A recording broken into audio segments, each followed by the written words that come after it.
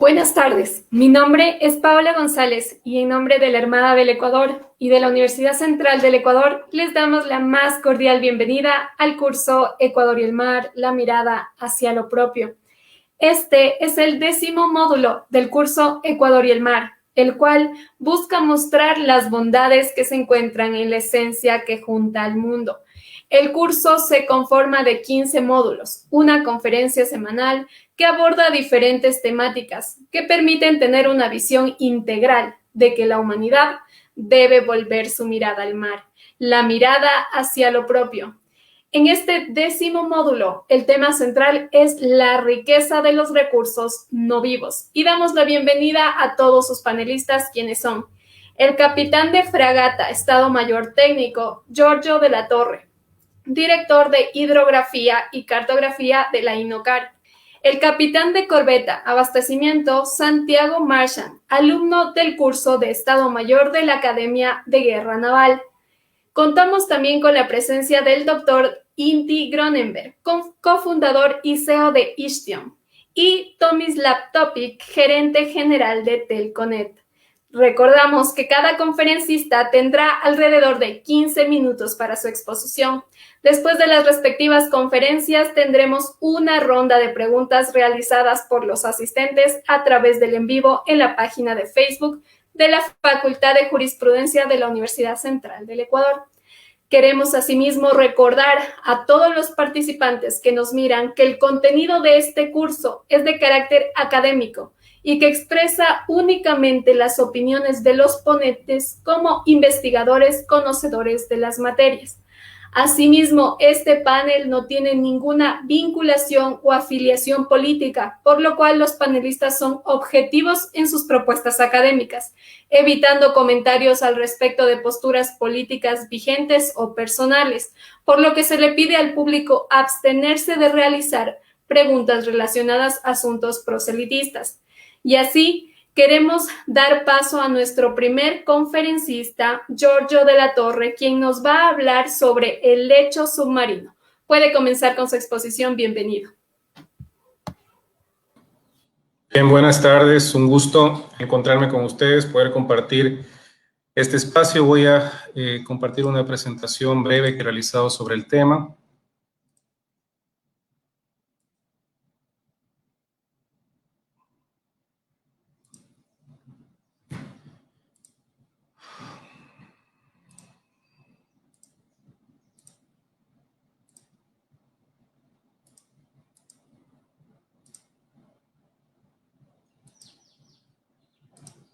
Bien, creo que la tenemos en pantalla, ¿verdad? ¿Me podría confirmar, por favor, si está en pantalla la presentación? Sí, se visualiza muy bien. Bien, vamos a realizar una breve presentación sobre lo que es el lecho marino de la plataforma continental ecuatoriana y los recursos naturales que se encuentran en esta plataforma. Y lo voy a realizar todo esto en el marco de la Convención de las Naciones Unidas sobre el Derecho del Mar de la CONVEMAR, porque es el régimen jurídico internacional al cual en este momento está sometido el Estado ecuatoriano y alrededor del cual tienen que comenzar a armonizarse todas las normas de carácter nacional relacionadas con la materia. Quisiera comenzar brevemente explicando lo que es la plataforma continental en el marco de la Convención de las Naciones Unidas sobre el Derecho del Mar. La plataforma continental, de acuerdo a la CONVEMAR, son todas las áreas sumergidas del suelo y el subsuelo que se encuentra hasta una distancia de 200 millas náuticas. Si vemos en esta figura, estamos visualizando la plataforma continental del Estado ecuatoriano que tiene dos segmentos. Una plataforma continental de 200 millas alrededor de las Islas Galápagos, si pueden seguir el cursor en mi pantalla, se encuentra alrededor de las islas en esta línea azul, y una plataforma continental de 200 millas que se encuentra frente a la costa continental del Ecuador. En estas 200 millas, el Ecuador ejerce derechos soberanos para propósitos de la exploración y explotación de los recursos naturales que se encuentran en el suelo y el subsuelo marino de esta plataforma continental. Un aspecto muy innovador de la CONVEMAR es que les posibilita a los estados ribereños, como el caso del Ecuador, el poder extender el límite exterior de esta plataforma continental ecuatoriana mucho más allá de las 200 millas que establece la CONVEMAR. Y lo hace siempre y cuando las masas sumergidas que se encuentren más allá de las 200 millas sean una prolongación natural de la plataforma continental asignada al Estado.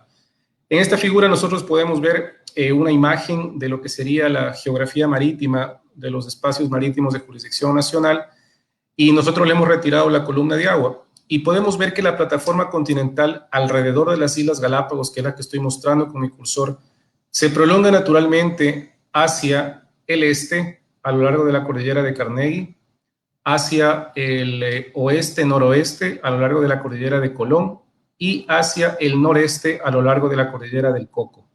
Entonces, existe una prolongación natural de la plataforma continental ecuatoriana a lo largo de estas tres cordilleras, por lo que nosotros podemos ampliar este límite más allá de las 200 millas. Estas zonas en gris que vemos aquí son las zonas de ampliación de la plataforma continental ecuatoriana en la cordillera de Carnegie, en la cordillera del Coco y en la cordillera de Colón, sumando un total de cerca de 260.000 kilómetros cuadrados adicionales de territorio marítimo al 1 millón de kilómetros cuadrados que ya poseemos como plataforma continental ecuatoriana.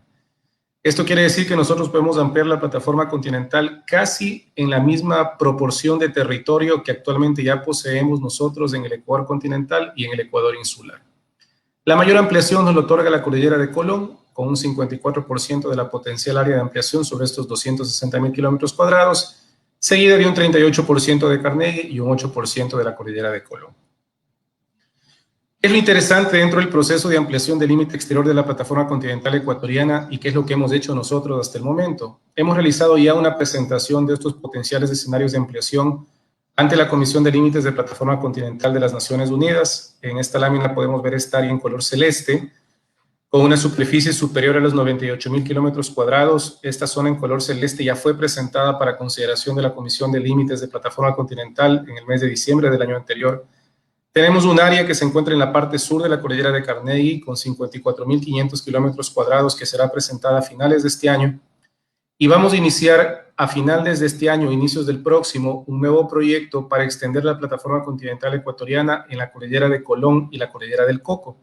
Esto lo vamos a hacer contando con un nuevo proyecto de inversión presentado al Estado ecuatoriano y con la participación de un nuevo buque de investigación con el que contará el Estado ecuatoriano a partir del año posiblemente 2023. Entonces, estas son las potenciales áreas de ampliación de la plataforma continental ecuatoriana.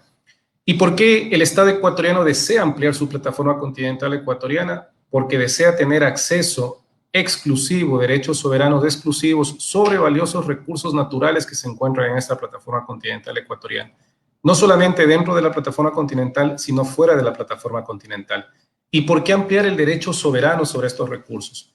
Si el Ecuador no hace uso de este derecho y posibilidad de ampliar su plataforma en estas áreas que estamos viendo en esta figura, y consecuentemente el derecho soberano sobre los recursos naturales que se encuentran en ese suelo y subsuelo marino de las áreas extendidas, eso permanecerá bajo jurisdicción internacional de la Autoridad Internacional de los Fondos Marinos, porque ¿qué es lo que dice la CONVEMAR? Todo suelo y subsuelo marino, toda plataforma continental, más allá de las 200 millas, su administración pertenece a la Autoridad Internacional de los Fondos Marinos y el uso de los recursos puede ser de acceso de cualquier Estado parte de la Convención de las Naciones Unidas sobre el Derecho del Mar y, en consecuencia, de la Autoridad Internacional de los Fondos Marinos. Entonces, el Estado ecuatoriano lo que busca es acceder con soberanía a estas nuevas áreas de suelo y subsuelo marino de plataforma continental, con el propósito de acceder también al derecho soberano sobre los recursos naturales que se encuentren en esta plataforma continental ecuatoriana. ¿Qué tipo de recursos? Principalmente recursos minerales. En esta lámina les estoy mostrando una clasificación y distribución de recursos naturales que ha hecho la Autoridad Internacional de los Fondos Marinos, recursos minerales. Podemos ver en esta parte izquierda de la lámina la distribución global de recursos minerales marinos que se encuentran a nivel global, diferentes tipos de recursos, nódulos polimetálicos que se encuentran en color celeste, sulfuros polimetálicos en puntos de color naranja y cortezas ricas en cobalto en color amarillo. Estas áreas que se encuentran más allá de la jurisdicción nacional están bajo control de la Autoridad Internacional de los Fondos Marinos, que ya está en este momento otorgando concesiones para procesos exploratorios de estas áreas de fondos marinos, es decir, zonas que se encuentran más allá de las 200 millas fuera de la jurisdicción nacional de los estados ribereños. La explotación de estos recursos minerales no ha iniciado aún, todavía existen preocupaciones de orden ambiental, pero el código minero para hacer explotación de los fondos marinos más allá de las 200 millas, bajo la administración de la Autoridad Internacional de los Fondos Marinos, está próximo a entrar en vigencia. Entonces, la minería marina a nivel mundial en aguas profundas es ya una realidad. ¿Y por qué? Porque los recursos minerales están escaseando a nivel mundial. Este es un artículo del año 94, es decir, de hace 26 años, en el cual mostraba la disponibilidad de recursos entre 50 y 100 años, 25 y 50 años y 10 y 25 años. Si le restamos los 26 que han pasado y recursos que en este momento ya están escaseando. Y he señalado algunos recursos que van a escasear próximamente en tierra y que se encuentran en abundancia en el fondo del mar. Cobalto, níquel, cobre, manganeso, oro, plomo, plata, una serie de recursos que son económicamente muy importantes por las aplicaciones comerciales que poseen. Entonces, ante la realidad de una escasez de recursos minerales en tierra, ante una población mundial cada vez más grande que demanda de todos estos recursos minerales para los procesos de producción y productivos que realiza, los procesos industrializados que poseen, la mirada hacia el fondo del mar se vuelve una realidad que es ineludible y para la cual el Estado ecuatoriano también tiene que estar preparado. Partiendo de ese contexto, les estoy presentando un estudio, una evaluación previa que ha realizado el Instituto Oceanográfico y Antártico de la Armada, institución a la que me pertenezco, sobre la potencialidad de existencia de los recursos minerales en la plataforma continental ecuatoriana. Y les voy a mostrar solamente por asuntos de tiempo un par de recursos. El uno corresponde a las cortezas de ferro manganeso, que estamos viendo en esta lámina en color naranja, donde existe un alto potencial de existencia, color amarillo, un potencial de existencia, naranja muy alto, amarillo alto y verde moderado. ¿Qué es lo que hemos hecho en este primer análisis a nivel del INOCAR? Hemos establecido si en el fondo marino, en el lecho marino de la plataforma continental ecuatoriana, que son estas áreas de aquí, y en las potenciales áreas de extensión, en este caso en Carnegie, existen o no las condiciones para el desarrollo de estos recursos minerales. Y hemos encontrado que existen y que hay una potencialidad de existencia muy alta e incluso moderada de estos recursos. Entonces, son recursos minerales muy valiosos estas cortezas de ferromanganeso. Su potencial de existencia es amplio, tanto en la plataforma continental frente al continente, alrededor de Galápagos, como en las zonas de potencial ampliación de la plataforma continental. ¿Cuáles son algunas potenciales aplicaciones de estos minerales? Las tenemos en esta lámina. ¿Cuáles son los minerales que contienen las cortezas de ferromanganeso? Titanio, cerio, níquel, platino, manganeso, fósforo, circonio, tungsteno, molibdeno, entre los principales. Y las aplicaciones son varias en la industria aeroespacial, aplicaciones eléctricas, electrónicas, aplicaciones robóticas, es decir, una serie de aplicaciones de carácter comercial que vuelven estos recursos extremadamente valiosos y por tanto se convierten en una parte muy importante del patrimonio natural de nuestro país, de recursos naturales de nuestro país, que en un futuro sostendrán sin duda la economía del Estado ecuatoriano. La exploración y explotación de estos recursos no es a corto plazo, todavía existen imposibilidades de orden técnico y también preocupaciones de orden ambiental para hacer la exploración y explotación de recursos minerales en el mar. Sin embargo, conforme vaya creciendo la demanda, vayan bajando los costos, porque también hacer minería marina es extremadamente caro, y se vaya alcanzando un equilibrio entre los costos de producción con los costos de comercialización de los recursos minerales, sin duda los estados regresarán al ver al mar y comenzarán a hacer un proceso exploratorio y de explotación de recursos minerales, porque estos recursos comienzan a escasear en tierra y los procesos que demandan, los procesos industriales productivos que demandan de estos minerales, siguen creciendo con una población mundial que el año 2030 va a ser de aproximadamente 8.5 billones de personas. Otro recurso extremadamente valioso son los sulfuros masivos polimetálicos. Estos sulfuros masivos polimetálicos existen en menor abundancia que las cortezas de ferromanganeso, pero también se encuentran bastante bien distribuidas a lo largo de toda la plataforma continental ecuatoriana, sobre todo en los centros de divergencia donde se forma el lecho marino alrededor de las islas Galápagos.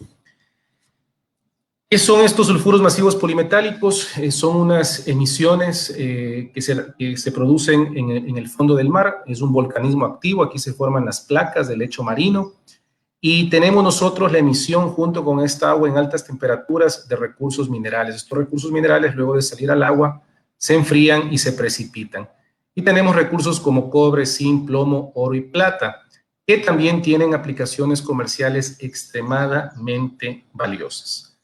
Entonces, dentro de todo este contexto que les he mencionado de una manera muy breve, y con esto ya comienzo a terminar mi presentación, el Ecuador tiene la posibilidad cierta de ampliar su plataforma continental ecuatoriana más allá de las 200 millas, atendiendo a las disposiciones de la CONVEMAR, específicamente de su artículo 76, y con la ampliación del límite exterior de la plataforma continental ecuatoriana puede acceder al derecho soberano sobre los recursos naturales también más allá de las 200 millas. Recursos naturales que son extremadamente valiosos, particularmente los recursos minerales, cuya exploración y explotación, si logramos la ampliación de la plataforma más allá de las 200 millas, le pertenecerá exclusivamente al Estado ecuatoriano. ¿Por qué es importante esto? Porque a futuro nuestro país necesariamente tendrá que recurrir a la exploración y explotación minera marina para poder contar con recursos adicionales para sostener la economía ecuatoriana. Proceso que no tomará 5 o 10 años, sino posiblemente entre 30 y 50 años. Lo importante es que contemos con el territorio, el derecho soberano sobre el territorio ampliado, y contemos con el derecho soberano para fines de uso, exploración y explotación de estos recursos minerales. Y un tema adicional y muy importante, por ejemplo, donde tenemos estas emisiones de recursos de sulfuros masivos polimetálicos, también tenemos recursos vivos que sobreviven a altas temperaturas y condiciones de presión también extrema, y de este recurso vivo se puede extraer material genético. Y aquí comenzamos a hablar de los recursos genéticos marinos, que en términos prácticos vienen a ser mucho más valiosos que los recursos minerales, porque de la exploración y explotación de los recursos genéticos marinos, de la bioprospección, podemos extraer recursos muy valiosos para diferentes propósitos, principalmente en la industria médica. Bien, con esto voy yo terminando mi presentación. Ha sido un repaso muy breve sobre lo que es el lecho marino de la plataforma continental ecuatoriana, cuál es su régimen en el marco de la Convención de las Naciones Unidas sobre el Derecho del Mar, cuáles son los recursos naturales que existen en ella, particularmente los minerales, y cuál es la importancia de estos recursos para el patrimonio natural y obviamente económico del Estado ecuatoriano. Bueno, les agradezco mucho por su atención.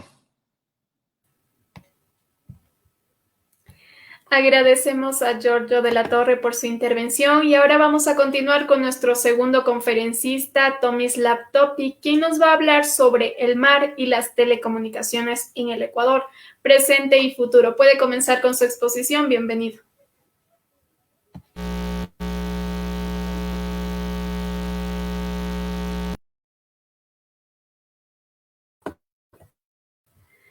Al parecer tenemos alguna interferencia con el sonido. Vamos a esperar unos momentitos para que se pueda solucionar, por favor.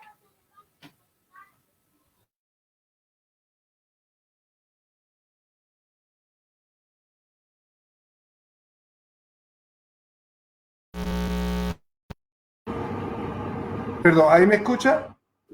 Sí, ahí se escucha muy bien. Perfecto, ok, perfecto. Bueno, buenas tardes, muchas gracias por la invitación, muchas gracias Paola, muchas gracias Giorgio.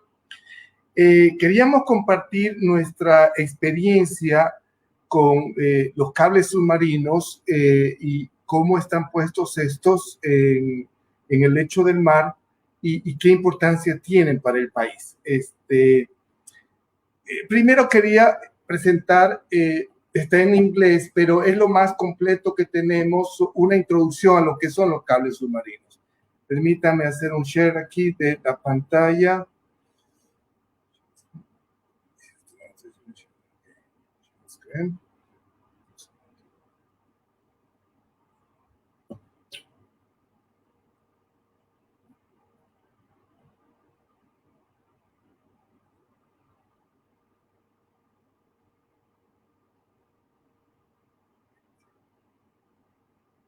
Un segundo.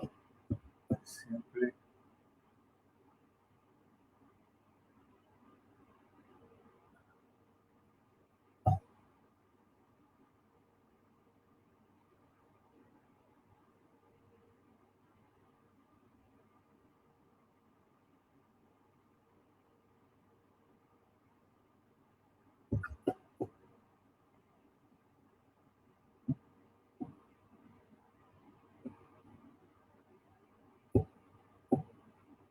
Uno trabaja en tecnología, pero siempre sus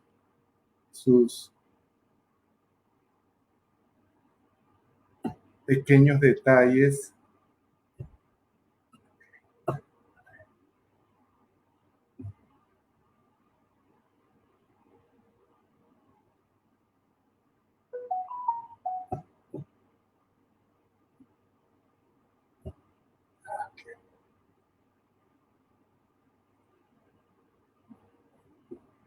No sé si ahí la pueden ver.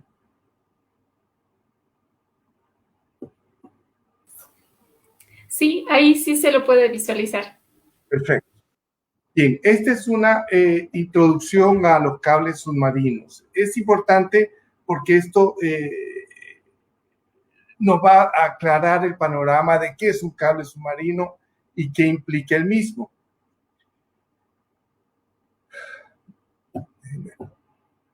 Vamos a hacer una breve historia de lo que son ellos, cómo trabajan, cuál es la ventaja de ellos comparado con los satélites, cómo se los instala, algo sobre las leyes de ellos y cómo interactúan ellos con el ambiente, cuáles son los riesgos que tenemos, qué es lo que hemos vivido con los cables, con el cable que tenemos y el próximo que vamos a poner.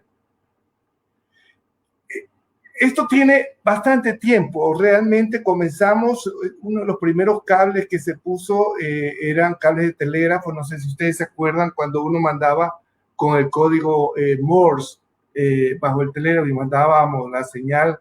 Esto era lo que se hacía y uno lo pasaba inclusive sobre el Atlántico. Desde 1840, ya 170 años, 180 años atrás, ya lo comenzábamos a poner a través de ríos, a través de golfos, a través de puertos.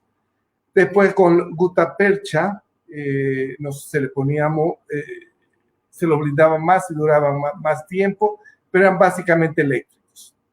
En 1850 ya entre el Reino Unido y Francia, y en 1858 ya el primer cable transatlántico, ¿no? Fue puesto, pero básicamente para transmitir señales.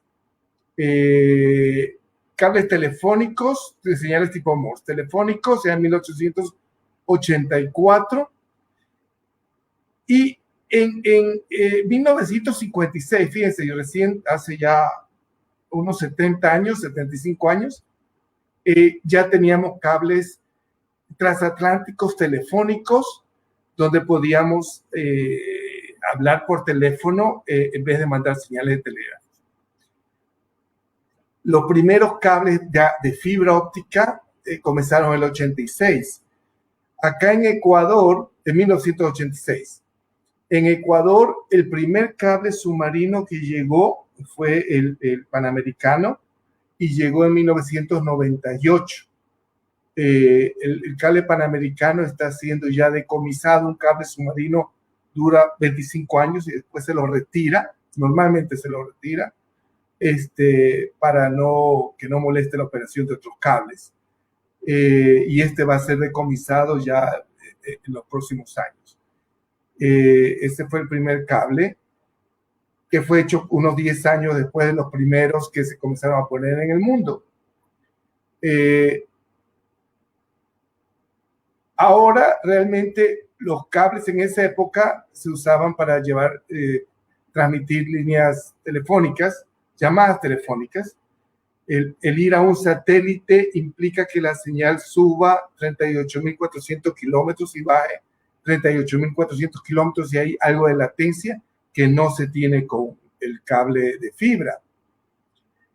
Estos eran los primeros cables de telégrafo, donde se pasaba un solo cable de cobre y todo lo demás era protección. Y fíjense que solo se manda un cable de cobre porque el otro medio de transmisión es la tierra misma. El fondo marino sirve del otro conductor. Entonces uno manda la señal por el cable de conductor y por la tierra regresa esa señal. Y uno tiene toda la protección del caso, etcétera. Se tenía siempre miedo, teníamos que protegerlo contra cualquier ancla o contra cualquier red. Entonces tenía toda esta protección. Carísimos y no duraban mucho porque la gutapercha, de todos modos, el mar terminaba corroyéndola. Los modernos no son muy diferentes.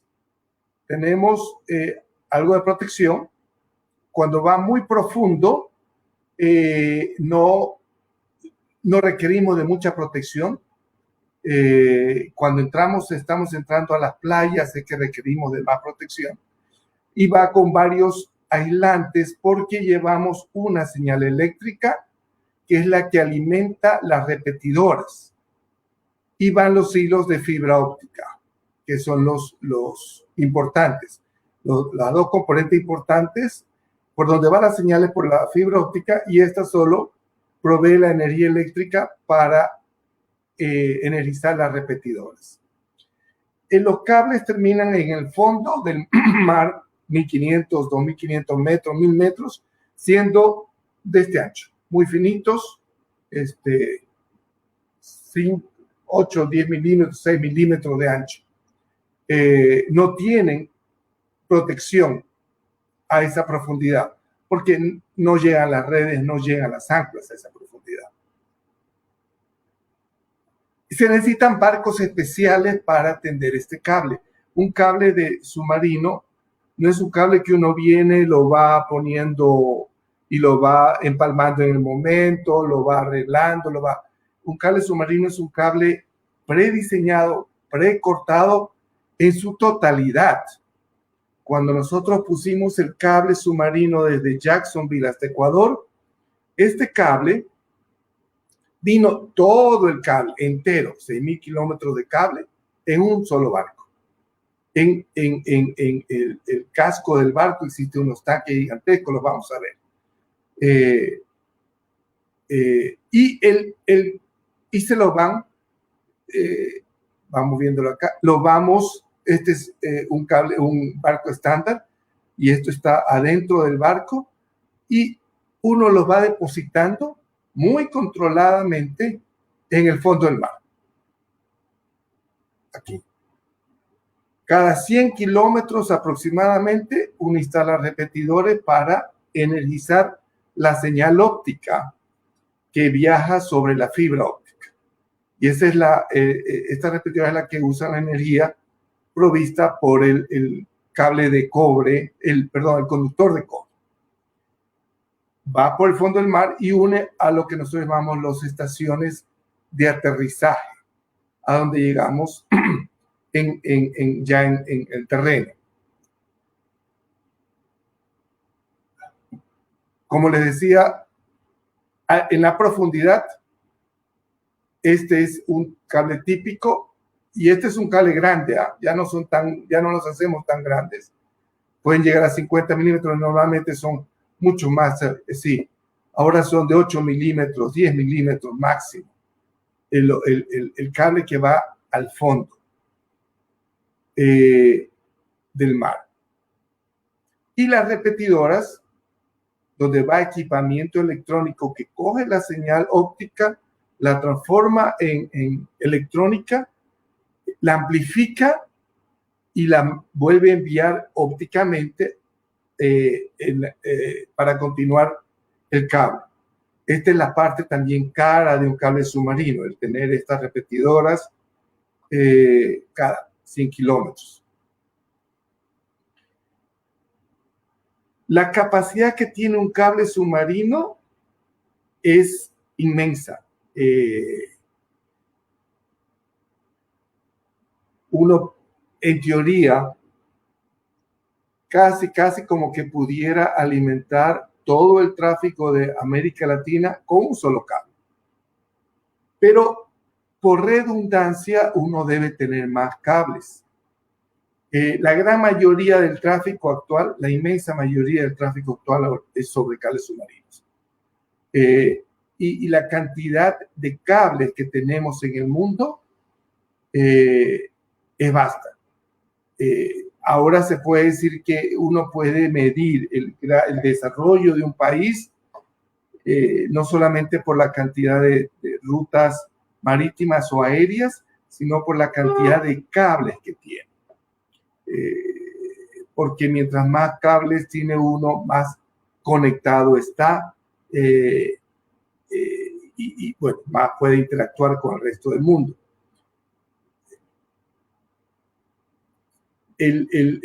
Existen cables, los cables del Pacífico son los más grandes, estos son cables con muchas repetidoras y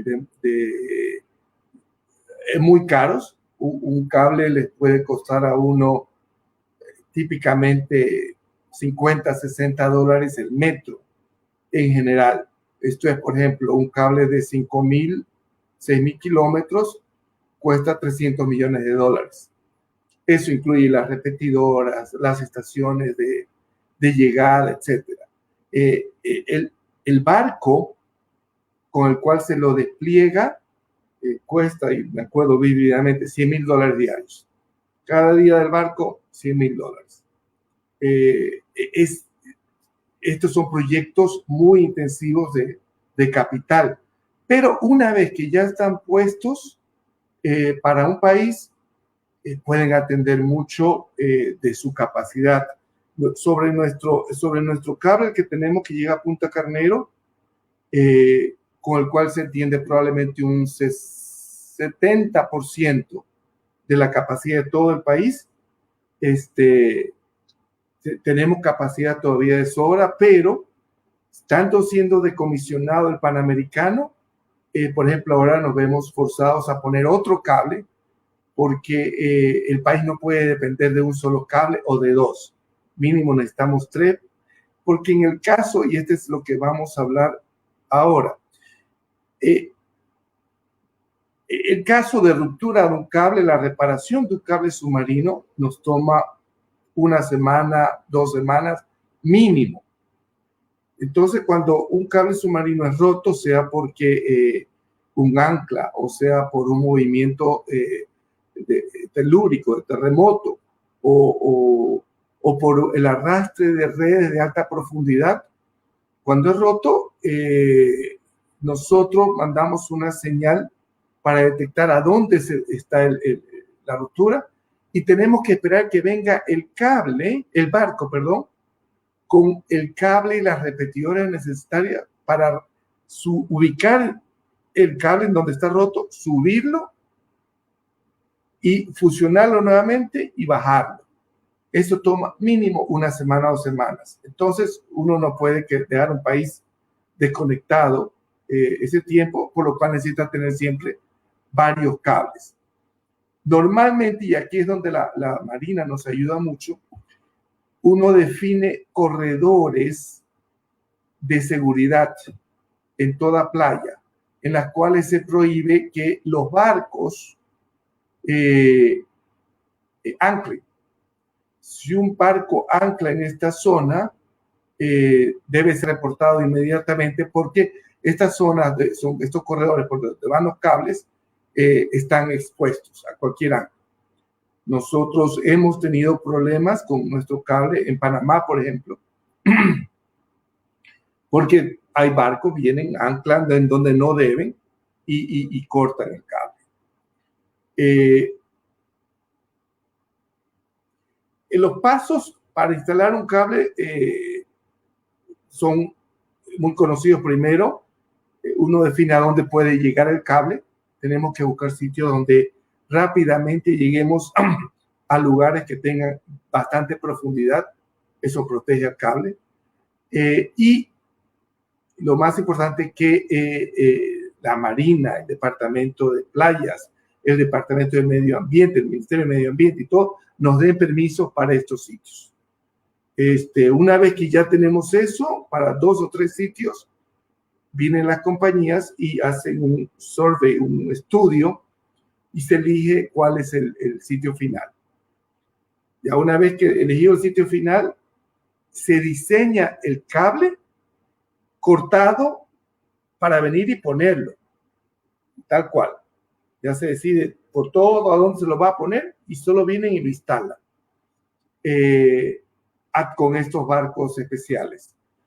Lo interesante es que estos barcos son barcos especiales que tienen 4 propellers y se ubican perfectamente, a pesar de que haya marea y todo, en un sitio. y son muy controlados porque a donde se está poniendo el barco es a donde están poniendo el cable, y ese cable queda mapeado y uno sabe exactamente en dónde fue puesto, para que cuando hay un corte podamos ir y recuperarlo. Tomislav, le recordamos que le quedan 3 minutitos para su exposición. Perfecto. Bueno, ya. Buscamos las rutas más apropiadas a donde podamos desplegar el cable y, como les decía, venimos en el barco y lo ponemos. Esto es un proceso. En las playas lo ponemos, los enterramos 2 metros, 1,5 metros, 2 metros, hasta 3 metros, dependiendo del tipo de playa. Y ahí sí ponemos el cable con protección. Este es el proceso bajo el cual se recupera el cable, como pueden ver, cuando hay un corte, después de ubicarlo. En la parte legal, nosotros tenemos el mar territorial de la zona contigua, la zona de uso económico. Los cables, cuando vienen, tratamos de estar automáticamente, sino que no vamos a entrar a un país, estamos fuera de las 200 millas territoriales para no tener ningún problema. Las 200 millas náuticas, ¿no? Pero cuando entramos, por supuesto, entramos al país con todos los permisos reconocidos. El cable es inerte, es completamente neutro en el ambiente marino. Es más, muchas veces sí se nos crecen microorganismos en él, pero somos totalmente inertes. Existen algunos estudios al cual inclusive nosotros podemos detectar ondas sísmicas por la variación de la presión en el cable y la variación de la transmisión óptica. Y esto es algo, por ejemplo, que estamos haciendo con Google, que probablemente vaya a ser nuestro socio en el nuevo cable que estamos poniendo.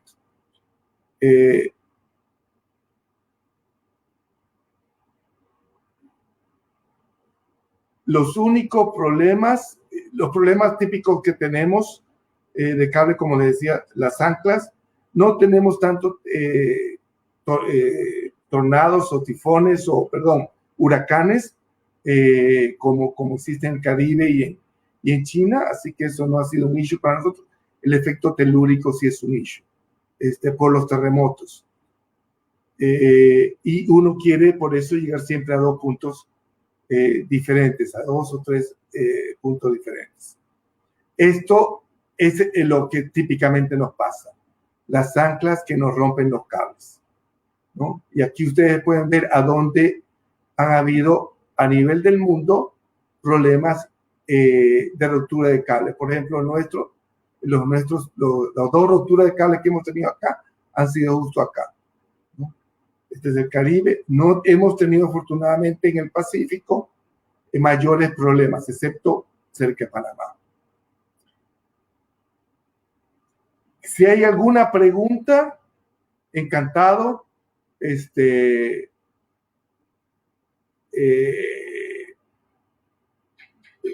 Para absolvérselas, nosotros estamos ahorita, todo esto lo estamos revisando porque estamos en el proceso de contratación y despliegue de otro nuevo cable para Ecuador. Así que este es un momento perfecto para hacerlo. Paola, cualquier pregunta, si me queda algo de tiempo. Muchas gracias, Tomislav, por tu intervención. Y sí, las preguntas las vamos a hacer al final, uniendo las preguntas que nos envíen los asistentes a través del en vivo en la página de Facebook. Perfecto, muchas gracias. Sí, ahora vamos a continuar con nuestro tercer conferencista, Inti Gronenberg, quien nos va a hablar sobre la tecnología marina, descubrimientos y proyectos de emprendedores ecuatorianos. Puede comenzar con su exposición. Bienvenido. Muchas gracias. Un gusto. Buenas tardes con todos. Voy a proceder a compartir mi pantalla.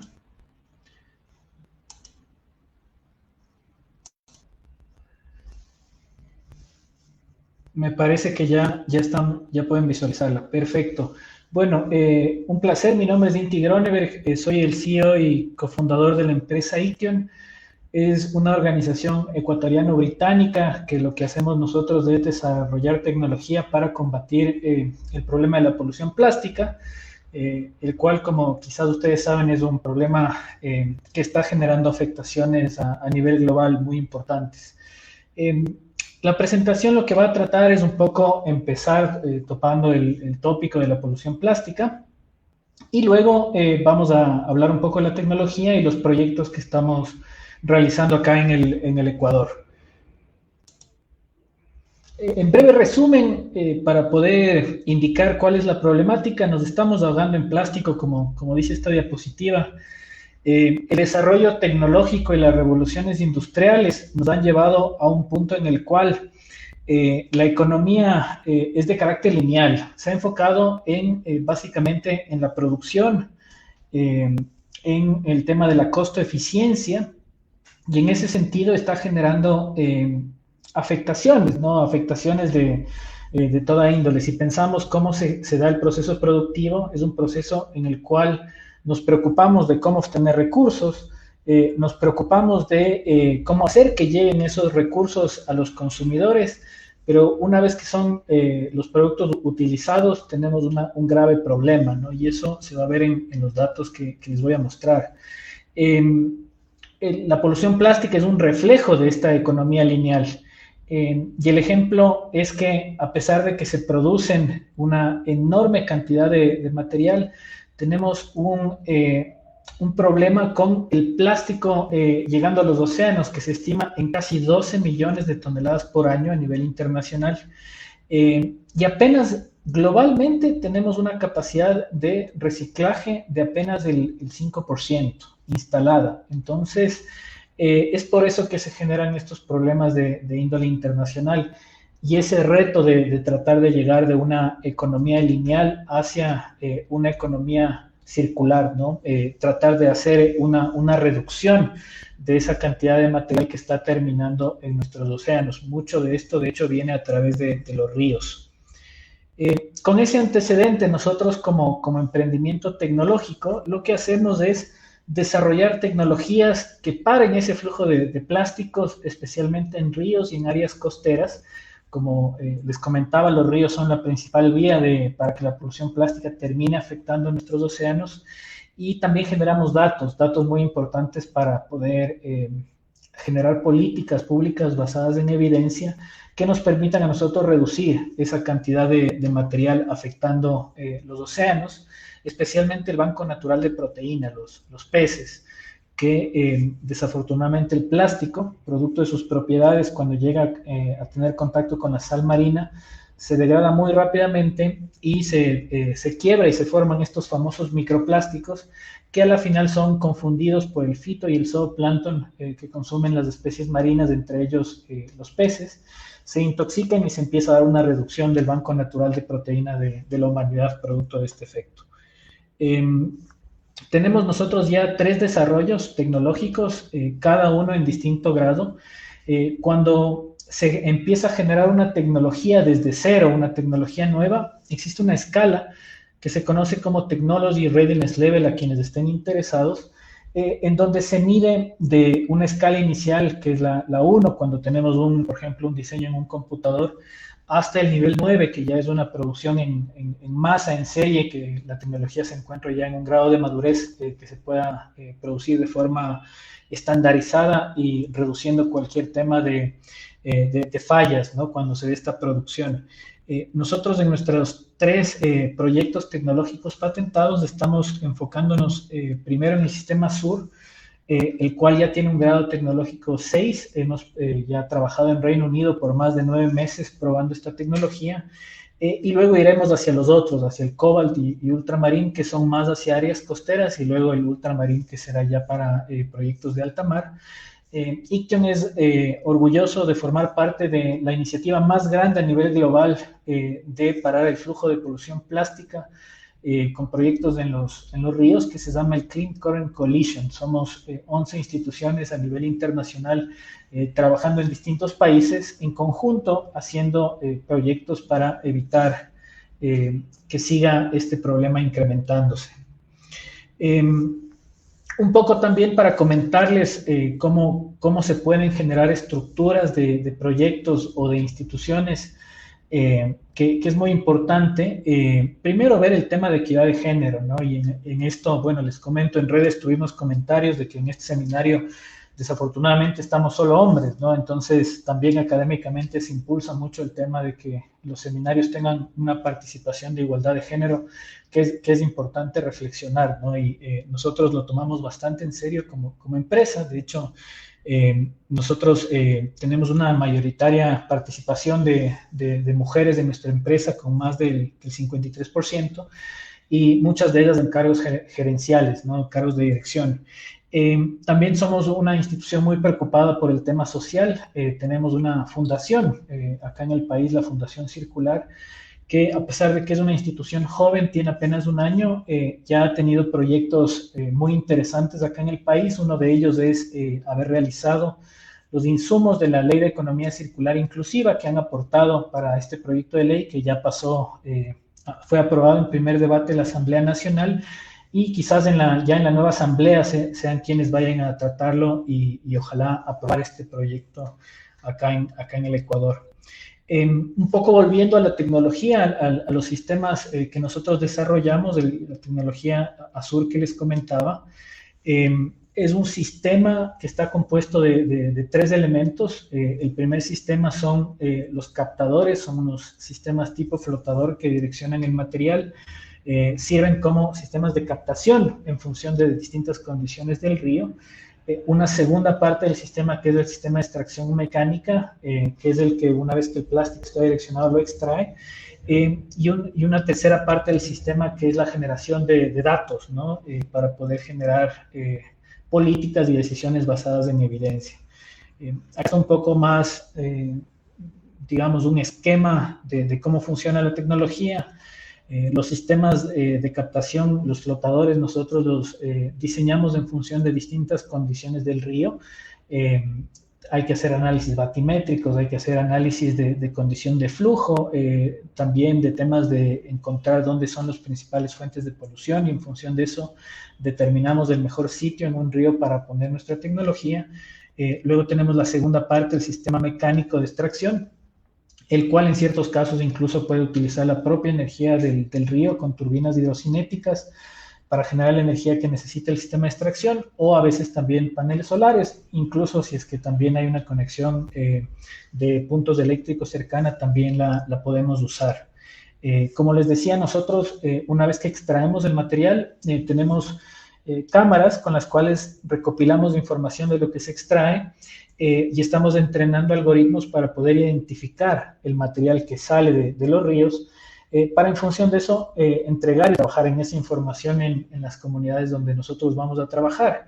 ¿Y por qué esto es importante? Puesto que, si bien es cierto, la polución plástica es un problema grave a nivel internacional, en países en desarrollo la industria plástica genera fuentes de empleo y genera también oportunidades económicas. Más o menos, la industria plástica en el país representa 1.7% del Producto Interno Bruto y da más o menos 20.000 fuentes de empleo. Entonces, la idea es tratar de generar políticas basadas en datos y en evidencia para saber en qué nos vamos a poder focalizar, ¿no? Cuáles son los principales productos que van a terminar contaminando cuencas hidrográficas acá en el país. Este es un mapa donde vamos a trabajar. El Ecuador tiene una particularidad en comparación de otros países que le hace incluso más susceptible al problema de polución plástica internacional, y es que las corrientes oceánicas que chocan en la línea ecuatorial direccionan el plástico hacia Galápagos. Antes solo direccionaban material orgánico desde el continente hacia las islas, pero ahora desafortunadamente es también basura lo que termina llegando a Galápagos desde el continente y desde el Ecuador, ¿no? Lo cual es muy triste.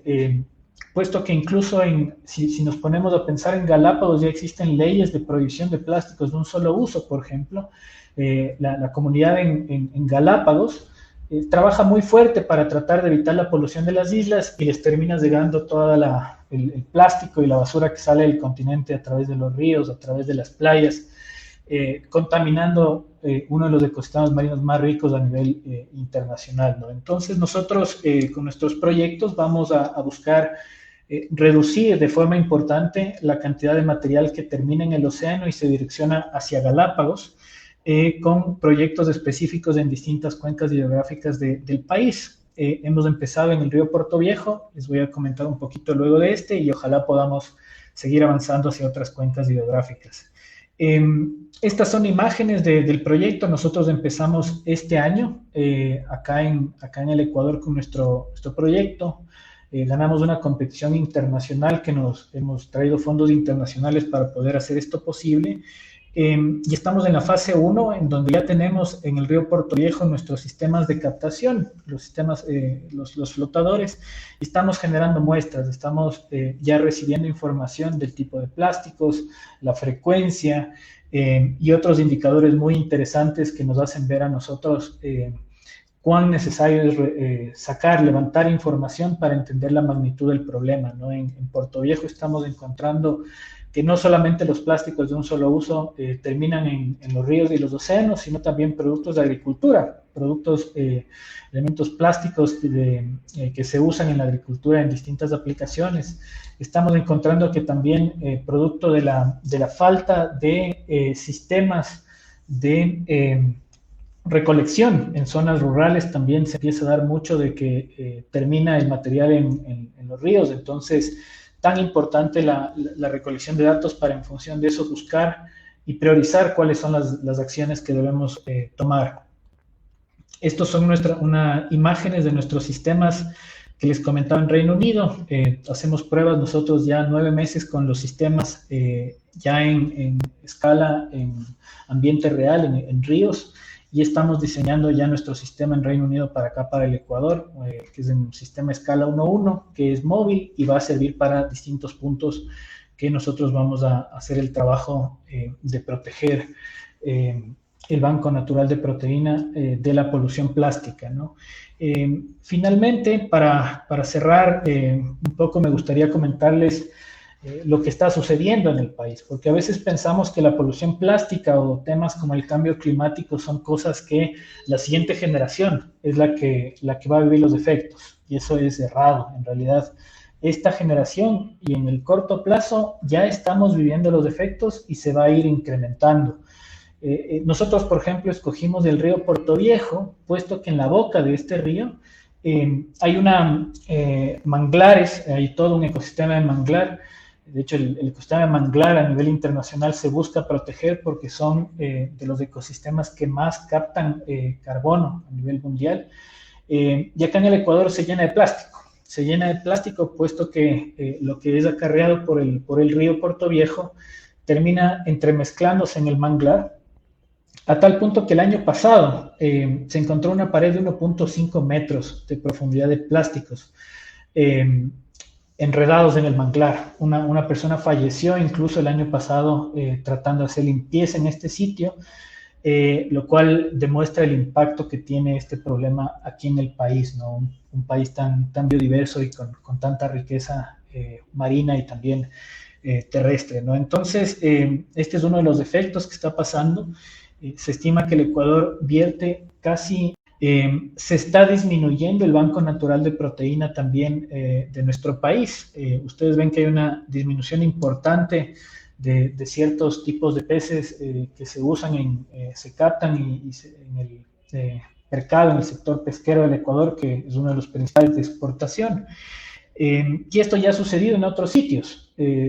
China ya tiene un problema muy grave de destrucción de su ecosistema, y es por eso que generaron estos buques de alta mar, que ahora viajan a distintas partes del mundo. Antes iban a África, ahora están viniendo cerca del Ecuador, cerca de las Islas Galápagos, a captar el Banco Natural de Proteína de otros sitios, producto de que ya existe una destrucción. Entonces, necesitamos nosotros como país darnos cuenta de que tiene el Ecuador, el futuro de este país, el pasado y el presente ha sido su ecosistema, su biodiversidad, y el futuro será igual. Hay que trabajar mucho en tratar de cambiar y aumentar todo lo que es la tecnología y el progreso, pero de forma sostenible acá en el país, ¿no? Entonces, quizás cerrar esta invitación para comentar que el tema ambiental no es algo que tiene que ser una moda de unos pocos, sino en un país como el Ecuador tiene que ser algo como leer y escribir, que todos estemos involucrados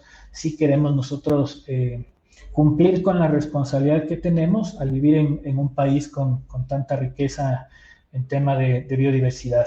Muchísimas gracias. Agradecemos a Inti Gronenberg por su intervención y damos paso a nuestro último conferencista, Santiago Marchand, quien nos va a hablar sobre energía geotérmica. Puede comenzar con su exposición. Bienvenido.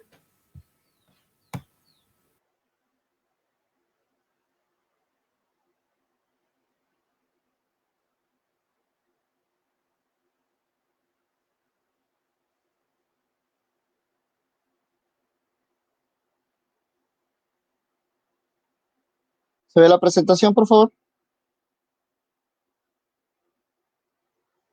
¿Me escucha? Buenas tardes. Sí, todavía solamente falta ponerle en presentación. Sí, ahí se ve muy bien. Ok. Bueno, muy buenas tardes con todos los presentes en esta jornada de conferencias. Soy el capitán de corbeta Santiago Marchand y mi tema está relacionado justamente con uno de los recursos no vivos que se encuentran en las aguas jurisdiccionales del Ecuador, que es el caso de las Islas Galápagos, ¿no? El hilo conductor de mi presentación, voy a tratarlo de resumir, hacerlo muy rápido para entrar en el tiempo. Primero, el problema que identifiqué como parte de mi estudio de PhD. Después, el marco legal que faculta al país para poder explotar y explorar los recursos que tenemos en nuestras aguas jurisdiccionales. Un poco del modelo de economía azul, que es de donde se deriva la energía geotérmica del fondo del mar. Voy a hablarles un poco de fuentes geotermales, el potencial de las Islas Galápagos y finalmente unas conclusiones. El problema que identifiqué fue el alto consumo de combustible para la generación eléctrica que existe actualmente en el Ecuador.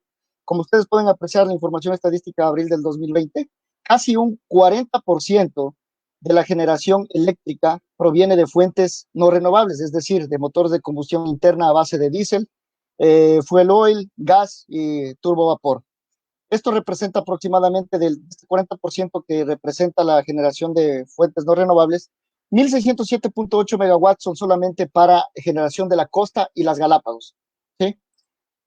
Esta es la situación energética de las Galápagos, que he sacado una estadística desde el año 2016, 17 y 18. Como podemos ver, hay un consumo altísimo de combustible, aproximadamente 3.700.000 galones de diésel, ¿sí? Eso significa aproximadamente 11.8 kteps de combustible, para una generación de 30.9 megawatts, que es la demanda anual de las Islas Galápagos. Esto representa aproximadamente 27 millones de dólares, ¿sí?, que el Estado deja o gasta adicionalmente, ya que si vemos el valor entre el precio del combustible que es subsidiado versus el valor del combustible a precio internacional, hay una diferencia enorme que el Estado subsidia, en este caso de las Galápagos. Y lo que tiene que ver con la situación energética de la costa ecuatoriana, como ustedes pueden ver en este mapa, ¿sí? Estos son la generación eléctrica de las turbogeneradoras en toda la costa ecuatoriana, ¿sí?, para cubrir una demanda de 1.576 megavatios. Si transformamos esto a un valor económico, vemos que el Ecuador aproximadamente subsidia 2.400 millones de dólares solamente en consumo de combustible. Son valores altísimos que podrían ser destinados a otro tipo de proyectos en el Ecuador. Finalmente, me planteo cómo disminuir el uso de combustibles fósiles para la producción de energía eléctrica en las provincias de la costa ecuatoriana y las Islas Galápagos. Para esto, también les quiero hablar un poco del marco legal, como les indicaba, que son los instrumentos tanto internacionales y nacionales que nos faculta al Ecuador como un estado ribereño para aprovechar sus recursos del mar. Así que así tenemos que en la CONVEMAR, el artículo 56, establece que todo estado ribereño tiene derecho a la soberanía para los fines de exploración y explotación, conservación y administración de los recursos naturales, tanto vivos como no vivos, que es el caso. Y con respecto a otras actividades con miras a la exploración y explotación económica, tal como la producción de energía derivada del agua, de las corrientes y de los vientos. También hago mención a la Convención de las Naciones Unidas sobre el Desarrollo Sostenible, que es la Convención Río +20, que fue en el año 2012. Ahí se establece un modelo de economía azul para ser adoptado por los estados firmantes, ¿no? O que asistieron a esta convención, en donde ya se habla de la explotación racional de los recursos del mar, con la finalidad de en un futuro garantizar la sostenibilidad y sustentabilidad de estos recursos, que sean aprovechados de la mejor manera. La Agenda Sostenible 2030, que son las acciones a favor de las personas y del planeta, y son 17 en total. Prácticamente mi tema está basado en lo que es el objetivo número 7, que habla sobre las energías renovables, que a futuro debemos optar por este cambio, con la finalidad de dejar atrás todo lo que es energías contaminantes. En nuestro caso es la producción a través de combustibles fósiles, y en casos de países más desarrollados está la energía nuclear, ¿sí? Y el objetivo número 13, que habla también sobre el cambio climático, que debemos propender a cuidar nuestro planeta y hacer que este cambio no sea tan drástico para que nuestras futuras generaciones no sufran de estos cambios, ¿no? A nivel nacional, los instrumentos que nos facultan y que nos obligan a llevar este tipo a traer nuevos proyectos para impulsar o aprovechar la energía del mar, está primero la Constitución. El artículo 3 habla sobre los deberes del Estado, y en su numeral 5 claramente indica que se debe planificar el desarrollo nacional para promover el desarrollo sustentable para acceder al buen vivir. El plan Toda una Vida, o lo que es lo mismo el Plan Nacional de Desarrollo, ya inclusive habla que para el 2030 el año 2030 debe haber una sostenibilidad energética y un compromiso ambiental que se orienta a la producción de energía limpia. Es decir, traer o cambiar los proyectos que se tienen a través de hidroeléctricas, porque también esto se va a saturar, los proyectos de energía eólica, que no todo el tiempo genera o hay el viento suficiente para generar energía, y los proyectos de energía fotovoltaica, que tampoco obviamente necesitan la luz solar para estar generando energía. Entonces debemos mirar a una fuente muy importante, que es la geotermia, que está en el fondo marino, para ver si estos proyectos a futuro se desarrollan. En cuanto a las políticas oceánicas, tenemos la política número 3, que habla sobre el desarrollar y fomentar la investigación y la innovación tecnológica en ambientes oceánicos. La política número 4 habla sobre el fomentar las actividades productivas y de prospección para el uso eficiente, inclusivo y sostenible de los recursos de la zona costera, oceánica de alta mar y los fondos marinos.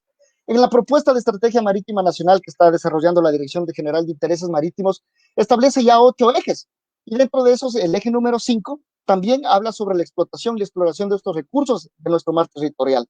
El número 7 sobre la investigación, la ciencia y tecnología orientada a los proyectos que se pueden obtener a través del aprovechamiento de recursos de nuestro mar. También un documento muy importante es el Plan Maestro de Energía 2025 del Ministerio de Energía y Recursos Renovables. Ahí habla que se debe ejecutar proyectos de energía limpia y sostenible y amigable con el medio ambiente para reducir las emisiones de CO2. Es así que les voy a hablar rápidamente de la economía azul, que son el aprovechamiento de todas las actividades que se desarrollan a través del mar. Estas actividades pueden ser los servicios portuarios, el turismo, los recursos no vivos, en este caso hablemos del petróleo, gas, minerales, los recursos vivos, todo lo que es pesca, acuacultura, el transporte marítimo, y las que a futuro se van a tener una tendencia a salir con proyectos. Por ejemplo, la investigación científica, que ya se refirió mucho mi comandante de la Torre, la protección medioambiental y costera, la energía eólica offshore, ¿sí? La desalinización de agua, ya que el mar es una fuente inmensa de agua que a futuro puede servir para obtener agua potable, y la que yo me voy a referir es la energía del océano, ¿sí? Ahí está el recurso del cual yo les voy a hablar. Y precisamente es el de las fuentes geotermales. En este gráfico ustedes pueden ver que frente a las costas o al perfil costanero de Sudamérica, o de todo el continente americano, se encuentra una gran cantidad de energía geotérmica, la cual todavía no ha sido aprovechada, y que a futuro ya se tiene planes para esto. Uno de los países visionarios en este sentido es prácticamente los Estados Unidos, que al 2050 piensa cambiar toda su tecnología de generación eléctrica que tienen al momento a través de energía nuclear por energía geotérmica. Y como ustedes pueden ver aquí, en esta zona más ampliada frente a la costa ecuatoriana, justamente entre la división de las placas de Cocos y Nazca se encuentran las Islas Galápagos, y aquí tenemos una gran cantidad de energía. ¿Pero qué son las fuentes geotermales? No es otra cosa que un tipo de energía renovable que se encuentra dentro de la tierra, ¿sí? que se irradia hacia el exterior y se lo ha hecho por más de 4.500 millones de años. Esta energía es casi incuantificable la cantidad que hay. Se la produce al momento a través de volcanes, de geysers, fuentes termales y también, y estas se encuentran tanto en lo que es de la parte continental y en el fondo del mar. Se los denomina como puntos calientes. Este es un horizonte de proyectos geoenergéticos que está al 2030, como ustedes pueden ver en la parte conservada y optimista. ¿Sí? Al 2030 se piensa obtener proyectos que generen hasta 28.6 gigawatts. Estados Unidos, en un documento que leí, piensa obtener aproximadamente 100 gigawatts solamente de proyectos geotérmicos hasta el año 2050. Lo que son los puntos calientes y para entender de dónde proviene tanta energía. Como ustedes pueden ver, estos puntos en color rojo que están distribuidos en el planeta, ¿sí? Son, valga la redundancia, puntos que generan calor del centro de la Tierra. Existen más de 50 alrededor del mundo, pero 20 son de alta potencia y están precisamente en las cordilleras oceánicas. Como ustedes pueden ver aquí el ejemplo de las Galápagos, tenemos unos, somos, digo yo, bendecidos por esta situación que a futuro tenemos que aprovechar, ¿sí? ¿Cómo se forman estos hotspots? Prácticamente ustedes pueden ver en este gráfico que es una reacción que se produce en el centro de la Tierra, en el núcleo, ¿sí? Y suben hasta la superficie a través de la atmósfera, ¿sí? A través de una pluma caliente que llega hasta la litosfera, la derrite y prácticamente genera lo que es un punto caliente. En este caso, de las Galápagos es un volcán, ¿sí? Y aquí podemos ver en esta placa prácticamente cómo se han formado las Islas Galápagos, ¿sí? Viene el punto caliente, forma un volcán, convierte en una isla y por el movimiento de las placas se van formando una tras otra. Así es que cómo se han formado las Galápagos y lo vamos a ver un poquito más detallado más adelante. Pero ¿cuál es el potencial de las Islas Galápagos? Aquí les voy a detallar rápidamente que se encuentran a 600 millas del Ecuador continental, son 13 islas grandes, 9 pequeñas y 107 islotes. Y estas fueron formadas por la interacción del hotspot de Galápagos, que hablamos hace un momento, y el centro de expansión de las Galápagos, o la Galápagos Split Zone, ¿sí? Las Galápagos se han tardado aproximadamente 25 millones de años en formarse, y se lo hizo por la ruptura de la placa de Farallón, ¿sí? Hace 25 millones de años, ¿sí? En sentido este-noreste.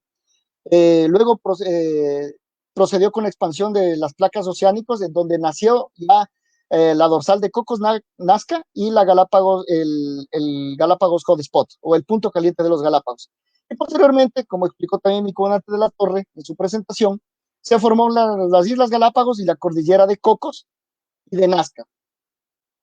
Este es como se encuentran actualmente organizadas las placas. Aquí están las placas de Cocos, la placa de Nazca, con la cordillera de Cocos, la cordillera de Carnegie, ¿sí? Es la placa del Pacífico. Y precisamente aquí, esta es la dorsal de Galápagos, o la Galápagos de Split Zone, que es una zona donde prácticamente las placas de Cocos y Nazca se separan, ¿sí?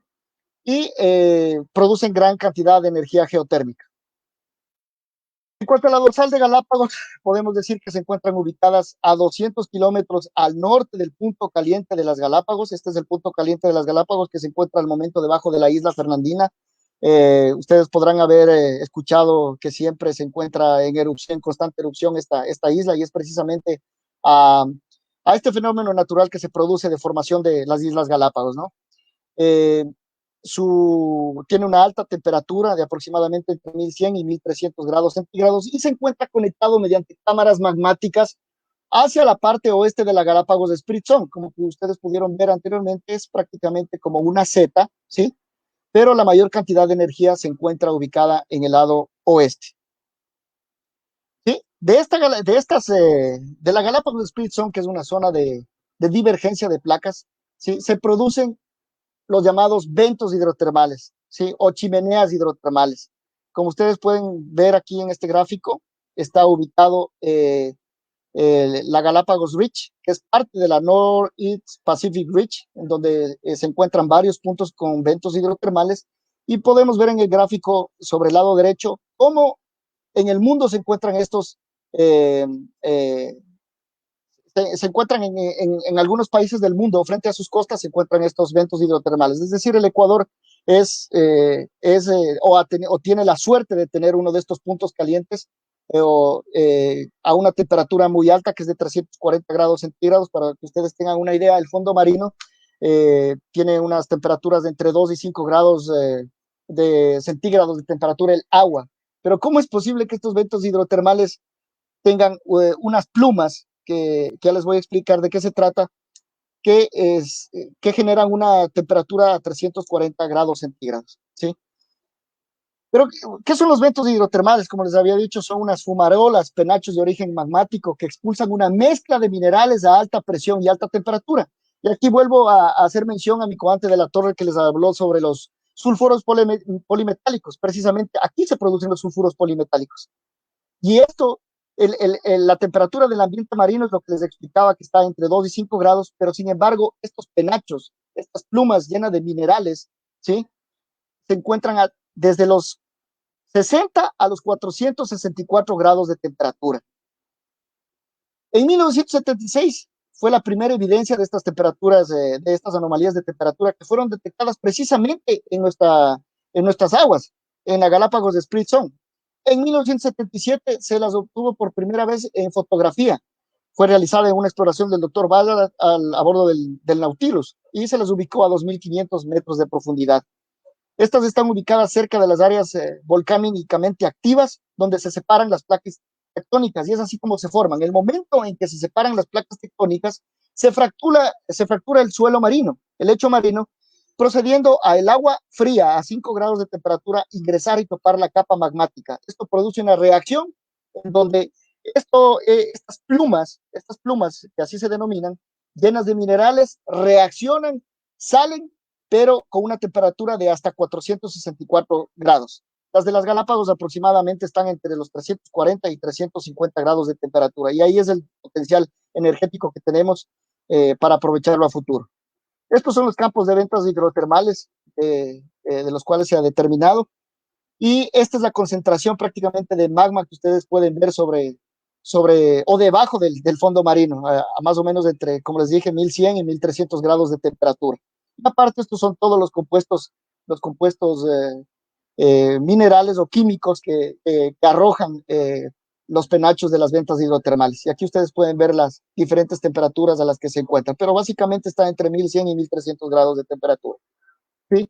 Aquí les he puesto un ejemplo de un potencial de un vento hidrotermal. Estos datos fueron provistos por datos de la NOAA y del Servicio Geológico de los Estados Unidos en un campo de vento hidrotermal de Juan de Fuca, que pertenece a los Estados Unidos, frente a las costas de Oregon, ¿sí? En una vento hidrotermal de 3 metros de diámetro podremos obtener una generación de energía eléctrica de 30.10 gigawatts. Ustedes recordarán que el Ecuador, su demanda anual es de apenas 8.600 megawatts. Si lo transformamos a gigawatts, serían 8.6 gigawatts, es decir, 3 veces más energía que la que producen las hidroeléctricas y producen las plantas de generación a base de combustible fósil. En el Ecuador generaría solamente una venta hidrotermal. Comparado esto con la planta más grande de energía nuclear de los Estados Unidos, que es la de Palo Verde, apenas produce 4 gigawatts, y con la gran cantidad de contaminación ambiental que ustedes pueden ver en esta foto, y el peligro inminente que es la tecnología nuclear. La represa Hoover en Arizona, que apenas produce 2 gigawatts y es una de las más grandes del mundo. Esto es una calculadora energética de ventas hidrotermales que les he traído una captura en base a varias variables, pero en este caso le he puesto solamente 2 casos, con una variable de una venta hidrotermal de 1 metro y otra de 2 metros. Ustedes pueden apreciar que el diámetro de la venta de 1 metro, ¿sí? Si lo transformamos a energía eléctrica, estaríamos en la capacidad de producir 1.193 megawatts, poniendo un precio que también pues una variable de cálculo en esta calculadora de 12 centavos. Eso en dólares significaría 1.254 millones de dólares. Y una venta hidrotermal de 2 metros, obtendríamos aproximadamente 4.644 megawatts, y con recursos económicos de aproximadamente 4.882 millones de dólares. Estos son los proyectos que ya existen en el mundo. Podemos ver el de, o mejor dicho, valoraciones que ya se han hecho de las ventas hidrotermales en algunos países. Tenemos el caso de México, en Baja California, en donde tienen ventas hidrotermales de aproximadamente 250 grados centígrados y que aproximadamente una venta hidrotermal de un diámetro, ¿sí? De 1 metro y con esta temperatura estaría en la capacidad de generar 350 megawatts. Es decir, que esto sería 10 veces más de lo que produce ahorita la centrales de termogeneración a base de combustibles fósiles en Galápagos.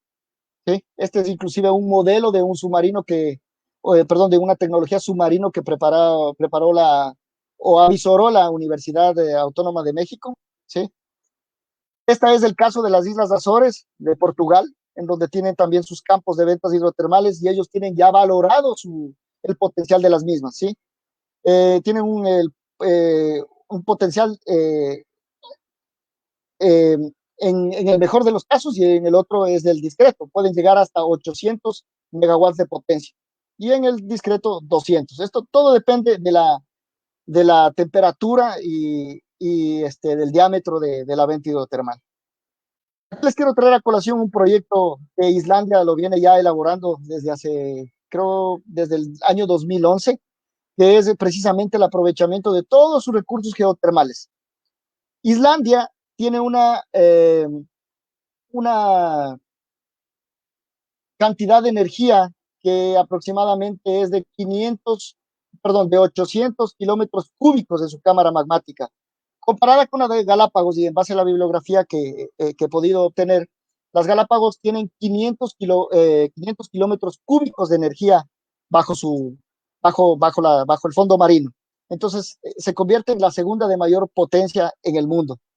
Islandia está trabajando en un proyecto que se llama el IceLink, con la finalidad de todo su excedente de energía que produce, distribuirlo en el norte de Europa, como le podemos ver en esta lámina. Esta es la proyección de conexión de la energía que tiene Islandia a través del proyecto IceLink. Como ustedes pueden ver, desde Islandia se enviaría a Groenlandia y también a todo el norte de Europa, ¿no? Inclusive Portugal, tenemos aquí, inclusive... Santiago, le recordamos que le queda 2 minutitos para su exposición. Ya, ok, correcto. Bueno, este es el proyecto IceLink. Esta es la energía que tiene Islandia, como ustedes pueden ver en todos sus puntos calientes que tiene en la isla, ¿sí? Estas son las áreas geotermales que Islandia ha determinado igual alrededor del mundo, en donde a nosotros también nos tiene ya ubicado. Este es otro proyecto no red de unión con cable submarino de energía, donde une Noruega y Holanda. Esto fue hecho en el año 2008. Y estos son los cables submarinos de energía que existen ya en Europa, es decir, algo que ya existe en base a tecnología que existe en Europa y que ya se lo está haciendo. Entonces, ¿por qué no hacerlo en un futuro en el Ecuador? Las conclusiones, básicamente, y la principal, me voy a permitir esta, que es necesaria la intervención de organismos e instituciones del Estado que permitan el aprovechamiento potencial de los recursos no vivos que el Ecuador posee en sus aguas jurisdiccionales para que se realice una fase prospectiva, explorativa y valorativa para impulsar la explotación. El aprovechamiento de la energía limpia geotermal que se encuentra en el fondo del mar permitirá al Ecuador tener proyectos ecológicos y sostenibles, contribuyendo a la disminución de la contaminación ambiental y el desarrollo económico del país. Y finalmente, el Ecuador tiene la oportunidad de cumplir con los compromisos internacionales relacionados con los Objetivos de Desarrollo Sostenible 2030, relacionados con acciones a favor del planeta y la sostenibilidad de los recursos naturales. Muchas gracias.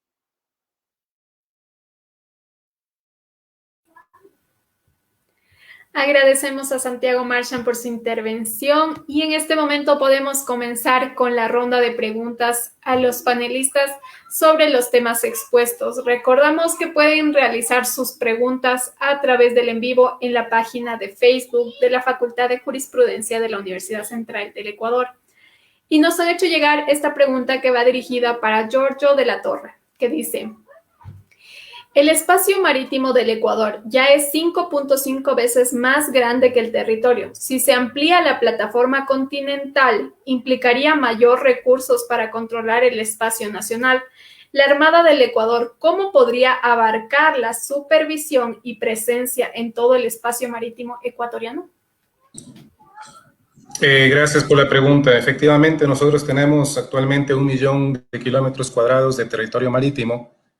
Con el proceso de ampliación de la plataforma continental ecuatoriana llegaríamos cerca de 1.300.000 kilómetros cuadrados.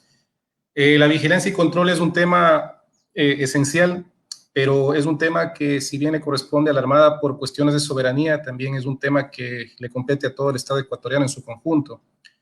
Y el ejercicio de este derecho soberano no solamente se lo hace a través del control y vigilancia que pueda ser un elemento de Fuerzas Armadas, es un tema que le corresponde, como le digo, al conjunto de instituciones del Estado. Entonces, la Armada efectivamente tendrá que mejorar y ampliar sus capacidades, tanto de presencia in situ como a través de vigilancia por sensores remotos, pero el Estado en su conjunto tendrá que fortalecer su presencia en el ámbito nacional e internacional para que la aplicación de los convenios y mecanismos internacionales como la CONVEMAR y otros sea mucho más efectiva en el espacio actual y en el espacio que se va a ampliar. Eso en esencia, por favor. Así es un trabajo en conjunto. Y esta pregunta va dirigida para Tomislav Topic, que dice: ¿cuán estratégico es Ecuador y su mar para las telecomunicaciones del continente sudamericano? Además, ¿es posible potenciar las telecomunicaciones para hacerlas una industria exportable? Bien, estratégicos, no realmente mucho. Panamá, por ejemplo, es un punto estratégico. Panamá es un punto que puede considerarse un hub de donde uno alimenta tanto el Pacífico de América Latina como toda la zona del Caribe y Colombia. Pero Ecuador, lo único que nuestro mar permite el paso de locales que vengan del norte hacia Perú y Chile. Pero de allí realmente no somos estratégicos. Sí es estratégica el conectarnos con eso. Desarrollar algo que podamos exportar en base a esto, realmente no. Nosotros tenemos una fábrica de cable de fibra, por ejemplo, pero siendo Ecuador un país caro en temas de mano de obra, nuestra mano de obra cuesta casi el doble que la que cuesta en Colombia y en Perú actualmente. Eso vuelve que nuestro producto, el costo de la mano de obra para la fabricación de cable de fibra es un 20-30%. Ahí estamos ya automáticamente más caros que estos dos países. Entonces, no, es algo, sin embargo, fundamental para el desarrollo de un país. Ecuador tiene 4.3 millones de casas y solo 2 millones de casas están conectadas 2.1 con Internet. Tenemos un déficit tremendo de casi el 50% de todas las casas que no tienen conexión de Internet. Y el Internet es ahora, creo yo, las carreteras son tu línea telefónica. Quien no está conectado a Internet se está quedando completamente por fuera de todos los adelantos que eso trae, ¿no?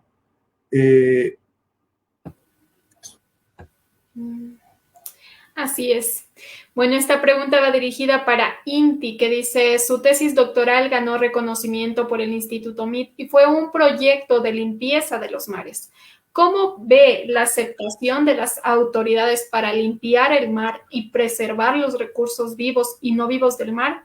¿Cómo cree que se puede aportar desde la academia y ahora la empresa privada? Gracias por la pregunta. Solo una aclaración. Mi doctorado es en ecosistemas de innovación y emprendimiento.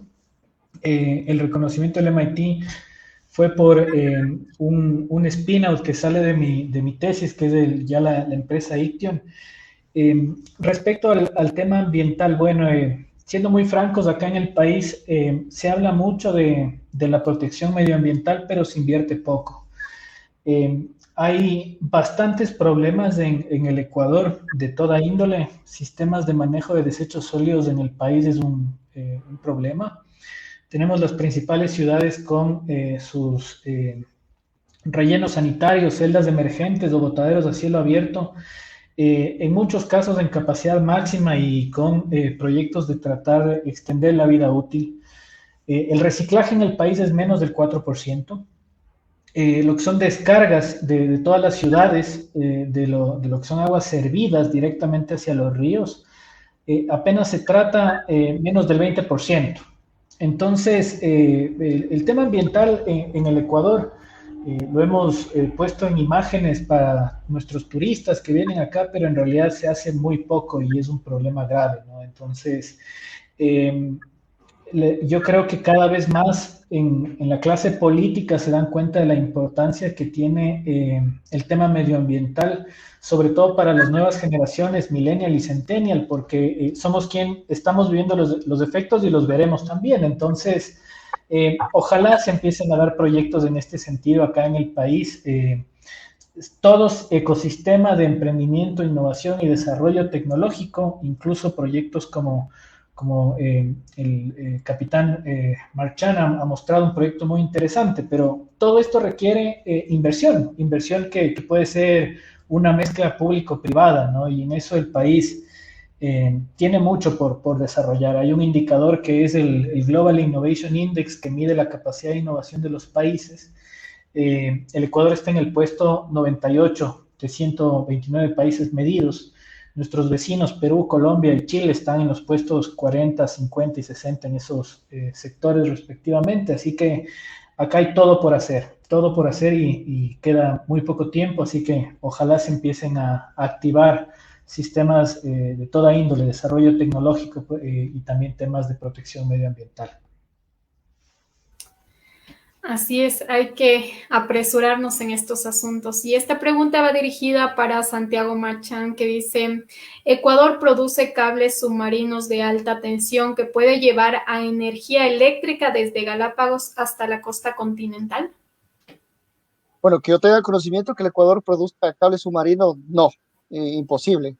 Eso está, me parece, en Europa, en Noruega, la principal fábrica de cables submarinos. Noruega o Suecia, no estoy seguro, pero que es en Europa, sí.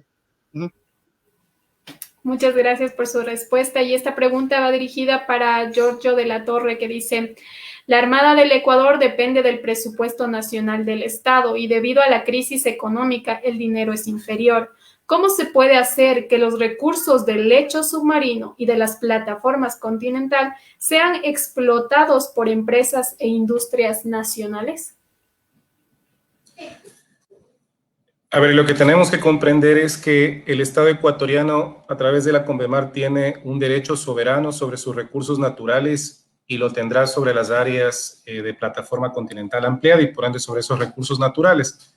Lo que este derecho soberano nos da es justamente la capacidad de decidir en qué condiciones exploramos y explotamos esos recursos. El Estado por sí solo no va a tener jamás las condiciones de explorar y explotar estos recursos naturales, va a necesitar necesariamente de una suerte de alianza público-privada o recurrir a empresas que en contrato con el Estado hagan la exploración y explotación de estos recursos. Lo que tiene que garantizarse el Estado ecuatoriano es, en primer lugar, en las áreas ampliadas de plataforma, es tener el derecho soberano para decidir este tema. Si nosotros no ampliamos la plataforma continental más allá de las 200 millas marinas, esas zonas quedarán bajo jurisdicción de la Autoridad Internacional de los Fondos Marinos y no tendremos la posibilidad cierta de acceder a los recursos. Y por el contrario, cualquier Estado que sea parte de la Convemar tiene la posibilidad de explorar y explotar recursos naturales más allá de las 200 millas marinas. Entonces, en verdad el Estado es muy complicado que tenga los recursos, pero tiene el derecho y tiene la facultad de decidir quién explora y explota esas zonas.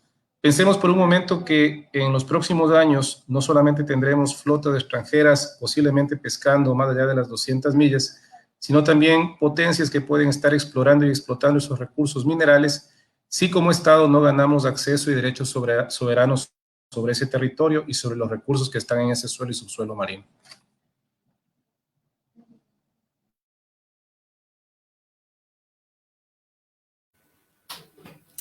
Así es, esta pregunta va para Tomis Laptopic, que dice, ¿qué requiere Ecuador para desarrollar la industria de las telecomunicaciones? Su ejemplo permite ver que ya se fabrica fibra óptica y materiales necesarios para implementar Internet en los hogares y en las ciudades, como usted mencionó anteriormente.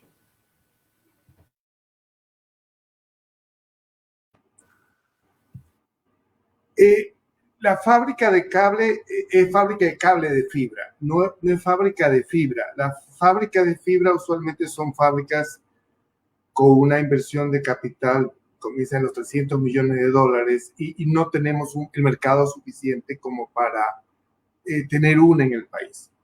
Sí, tenemos el mejor medio de comunicación que existe, mucho mejor que 5G, mucho mejor que 6G, es la fibra óptica. Si nosotros llegamos con fibra óptica a las casas, podemos dar todo el ancho de banda que ellas puedan nunca requerir. Entonces, por eso, este era uno de los componentes fundamentales. Ecuador no tiene economía de escala como país, ni tiene los clústeres necesarios como para poder desarrollar una industria viable de telecomunicaciones o competitiva en el mercado mundial. Simplemente no lo tenemos. Yo creo que nuestros esfuerzos deben orientarse a, otro tipo de industria más rentable, más acomodaticia. Por ejemplo, extraer la energía que Santiago nos decía de la Galápagos, de estas plumas de energía. Lo que sí es fundamental es el que Ecuador esté conectado. Si Ecuador no está adecuadamente conectado, y digo, no como país, sino como todos los ciudadanos, el tener una buena conexión de Internet es dramáticamente importante para el desarrollo del Ecuador. Nosotros vivimos, por lo menos yo vivo dentro de la tecnología, y puedo ver cómo se nos vienen cambios paradigmáticos en este mundo que van a opacar probablemente el desarrollo de la computadora personal o el desarrollo del mismo Internet. Ahora tenemos capacidades masivas para análisis vía inteligencia artificial de una monstruosidad de datos que pueden cambiarnos el cómo se realiza muchas industrias, cómo operan muchas industrias, con unas cantidades de despidos monstruosas. Si nosotros no hacemos que todos los ecuatorianos, aceleremos nuestra inmersión en el mundo digital, ese sí va a ser un problema. Ese creo que yo creo que es el principal problema al cual en tecnología enfrenta el país, ¿no? Pero de ahí no. Desarrollar nosotros una industria de telecomunicaciones para exportar, realísticamente, no le veo. Muchas gracias por su respuesta, y esta pregunta va dirigida para Inti, que dice: empuja mucho la economía lineal, la economía circular y la economía azul. ¿Cómo se adapta esto a la vida cotidiana, en especial en la población que vive cerca del mar? Gracias por la pregunta. Bueno, este cambio de la economía lineal que les comentaba del modelo actual, ¿no?, que ya viene desde la primera revolución industrial, que nos hemos enfocado en la costo-eficiencia, la producción, el consumo y el desperdicio, encontró su punto de quiebre, y el punto de quiebre es la afectación medioambiental y sus efectos, ¿no? El cambio climático, el tema de polución plástica, por ejemplo. Entonces, lo que va a suceder post-pandemia, aparte de la aceleración tecnológica que Tomislav nos comenta, es también esa necesidad de poder generar procesos más sostenibles. Entonces, ¿qué quiere decir esto? Que los mercados, a futuro, mercados internacionales, ya no van a ver los únicos requisitos para comprar un producto, solo el costo y la calidad, sino también cuál es la huella medioambiental. Entonces, esa huella medioambiental va a ser un factor de decisión. En las fechas, sobre todo en países desarrollados, ya se empieza a dar ese cambio, en los cuales se revisa, ¿no?, cuál es el efecto que la producción de un producto ha generado en temas medioambientales, y temas adicionales como el fair trade, ¿no?, el pago justo a los trabajadores. Entonces ya empiezan a salir nuevos indicadores de valor. Y hay un estudio, de hecho, de la Organización Internacional de Trabajo para Latinoamérica que habla de que en los próximos 10 años esta nueva noción de lo que es de economía circular va a generar alrededor de 6 millones de plazas de empleo.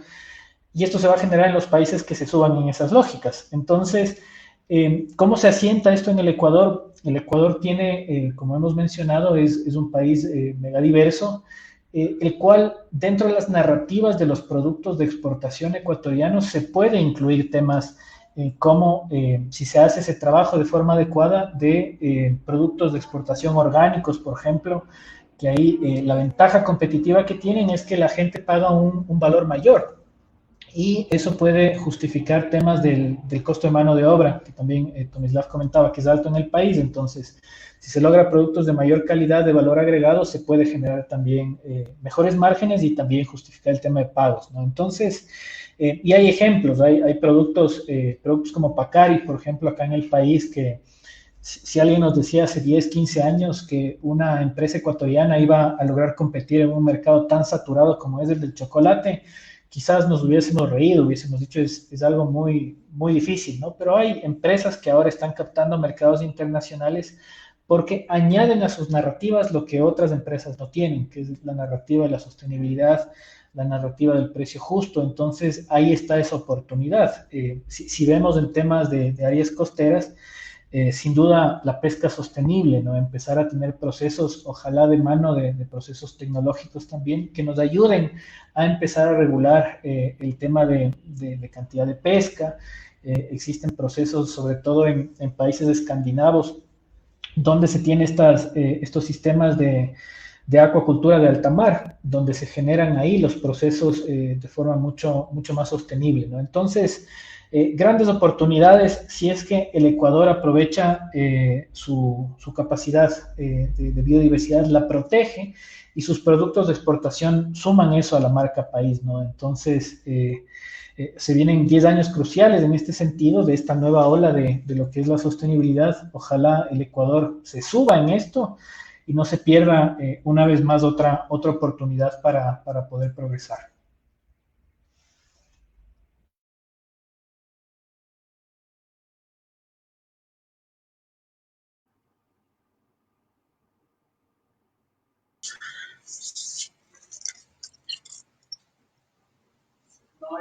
Muchas gracias, queridos panelistas. Tuvimos un inconveniente con Paola, nuestra moderadora, y efectivamente yo quisiera consultarles respecto a, entraríamos al paso de las conclusiones que piensa cada uno de ustedes sobre el futuro de las áreas que han expuesto y bueno, cómo ustedes consideran que el Ecuador puede desarrollar cada una de estas áreas.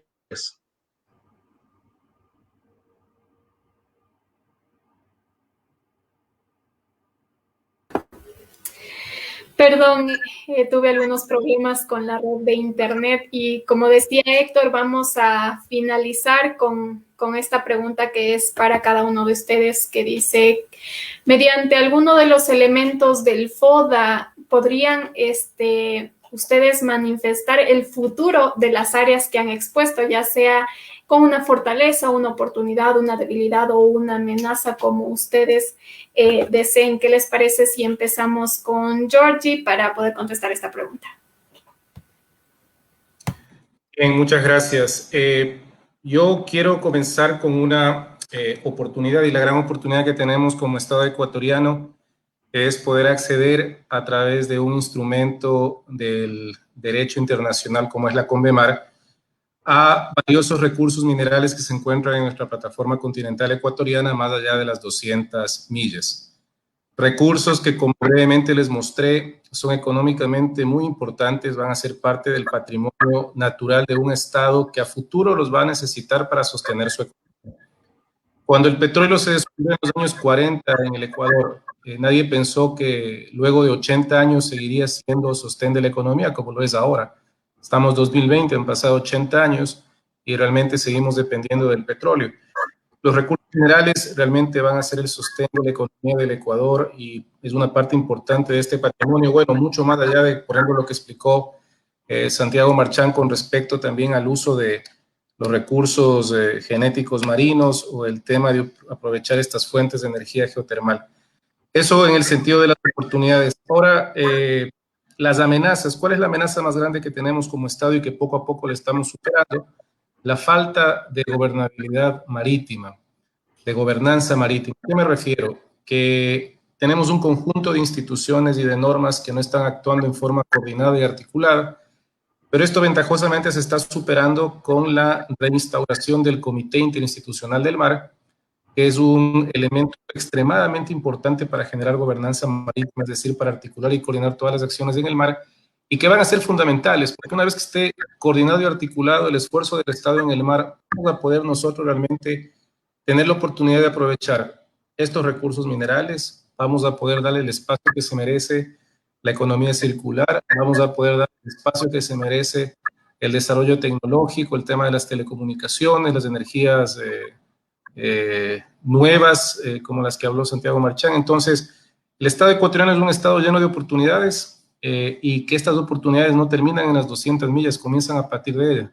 Quien no ve la potencialidad del Estado ecuatoriano en su mar, suelo y subsuelo marino más allá de las 200 millas, realmente no está viendo el futuro del Estado. Ese sería mi análisis en cuanto a dos elementos de FODA, como pueden ser oportunidades y amenazas. Muchas gracias, Georgie, por su respuesta y vamos a continuar con Tomislav para que nos dé una respuesta a la pregunta. Las telecomunicaciones para un país ahora creo que es una de las áreas más importantes para su desarrollo. La pandemia solo lo evidenció aún más y aceleró el proceso.